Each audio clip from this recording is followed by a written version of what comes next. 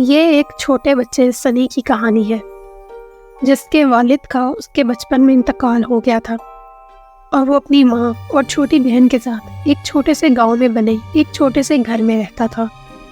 والد کی وفات کے بعد گھر کی ساری ذمہ داری سنی کی ماں پر آ گئی تھی۔ چونکہ ایک طرف شوہر کی موت کی وجہ سے صدمے میں تھی اور دوسری طرف گھر کی ذمہ داریوں کی وجہ سے بےحد پریشان تھی۔ ماں سارا دن گھر کے کام کرتی، کھانا پکاتی، صفائی کرتی، کپڑے دھوتی۔ گھر کے ساتھ باہر کے کام بھی ماں کو اکیلے کرنے پڑتے تھے، جیسے کہ سودا سلف لانا۔ اس سب کے ساتھ ماں کو سنی اور چھوٹی بہن کی دیکھ بھال بھی اکیلے کرنی پڑتی تھی۔ ان سب کاموں کو اکیلے نبھاتے نبھاتے وہ بے حد تھک جاتی۔ ایک شام سنی کی ماں گھر کا سامان لینے کے لیے بازار کی طرف جا رہی تھی۔ سنی کی چھوٹی بہن بھی ماں کے ساتھ تھی۔ موسم انتہائی سرد تھا۔ ماں نے سودا سلف لیا اور گھر کو روانہ ہوئی۔ پیسوں کی شدید کمی ہونے کی وجہ سے ماں بیٹی پیدل گھر واپس آ رہے تھے، جس سے 30 منٹ کا سفر 1.5 گھنٹے میں طے ہوتا تھا۔ گھر آتے آتے رات ہو گئی اور چھوٹی بہن کو شدید بھوک لگ گئی۔ ماں نے چھوٹی بہن کو خاموش کرانے اور بہلانے کی بہت کوشش کی، لیکن وہ کسی طرح بھی خاموش نہیں ہو رہی تھی۔ بازار سے گھر کے راستے میں ایک پرانا ریلوے اسٹیشن پڑتا تھا جو کہ کئی سالوں سے بند پڑا تھا۔ اس اسٹیشن پر دن کے وقت بھی ویرانی چھائی رہتی تھی اور اس تاریک سرد رات میں یہاں صدیوں کی خاموشی محسوس ہو رہی تھی۔ ماں نے دور سے دیکھا کہ ریلوے اسٹیشن کے پھاٹک کے پاس ایک پرانا اور بہت بڑا برگد کا پیڑ ہے جس کی شاخیں دور دور تک پھیلی ہوئی تھی۔ اس پیڑ کے سائے میں ایک بینچ لگا ہوا تھا جس پر 3 لوگوں کے بیٹھنے کی جگہ تھی۔ ابھی تک بازار سے گھر تک کا آدھا راستہ طے ہوا تھا اور چل چل کر ماں کے پیروں میں بے انتہا درد بھی ہونے لگا تھا۔ ماں نے سوچا کچھ دیر اس بینچ پر بیٹھ کر آرام کر لیا جائے تاکہ دکھتے پیروں کو تھوڑا سا سکون حاصل ہو۔ ماں کے پاس چھوٹی بہن کا فیڈر تھا جس میں دودھ تھا، تو اسے یہاں بٹھا کر دودھ بھی پلا دیں گی۔ ماں چھوٹی بہن کو لے کر بینچ پر بیٹھ گئی اور بہن کو فیڈر پلانے لگی۔ ابھی تھوڑا ہی وقت گزرا تھا کہ ماں کو ایسا محسوس ہوا جیسے پیڑ کے اوپر سے کسی چھوٹے بچے کے رونے کی آواز آ رہی ہو۔ ماں نے اٹھ کر ارد گرد دیکھا، پیڑ پر نظر دوڑائی لیکن کچھ بھی نظر نہیں آیا۔ ماں نے اپنا وہم سمجھ کر نظر انداز کر دیا اور دوبارہ بینچ پر بیٹھ گئی۔ تھوڑی ہی دیر میں دوبارہ رونے کی آواز آنے لگی اور اب کی بار یہ آواز بہت قریب سے آ رہی تھی۔ ماں نے آواز کی سمت گردن موڑ کر دیکھا تو سنی کی عمر کے برابر ایک چھوٹا بچہ ماں کے ساتھ بینچ پر بیٹھا ہوا تھا اور روتے ہوئے امی امی پکار رہا تھا۔ ماں نے اس سے رونے کا سبب پوچھا تو اس نے بتایا کہ اس کی ماں نہیں ہے، اس لیے وہ رو رہا ہے۔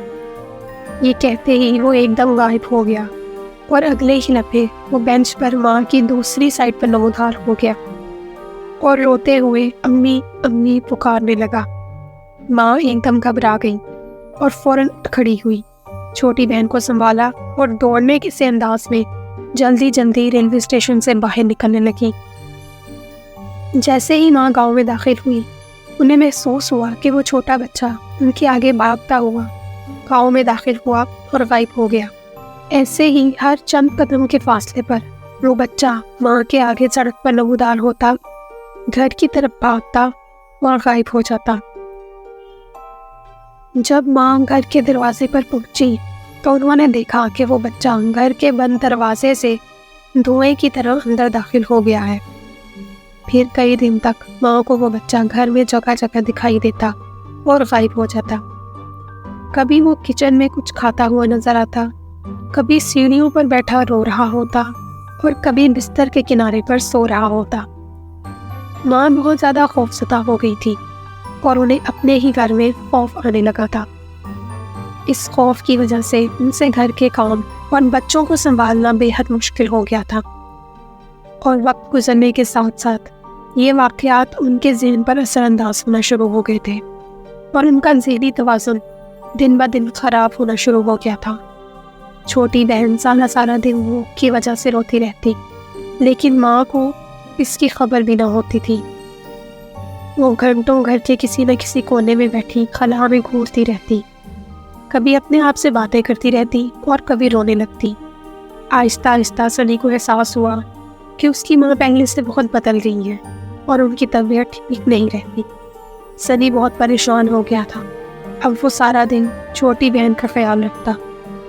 آہستہ آہستہ سنی کو بھی گھر میں کسی تیسرے شخص کی موجودگی کا احساس ہونا شروع ہو گیا۔ سنی چوکنا ہو گیا۔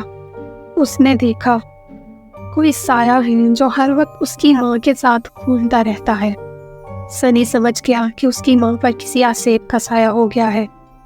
سنی نے اپنے مدرسے میں سن رکھا تھا کہ اللہ کے کلام میں بڑی طاقت ہے۔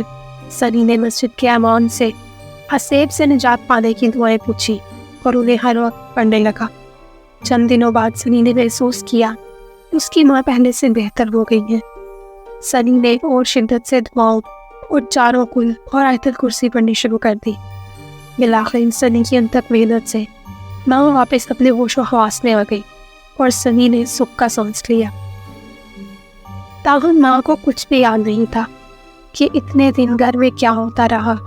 سنی کا گھرانہ اب پہلے کی طرح نارمل زندگی گزارنے لگا، البتہ ماں کو ابھی بھی کبھی کبھار کسی بچے کے رونے کی آوازیں سنائی دیتی ہیں جو پرانی وظائف کی طاقت سے ماں کے قریب نہیں آ سکتی، لیکن دور سے اپنی موجودگی کا احساس دلاتی رہتی ہے۔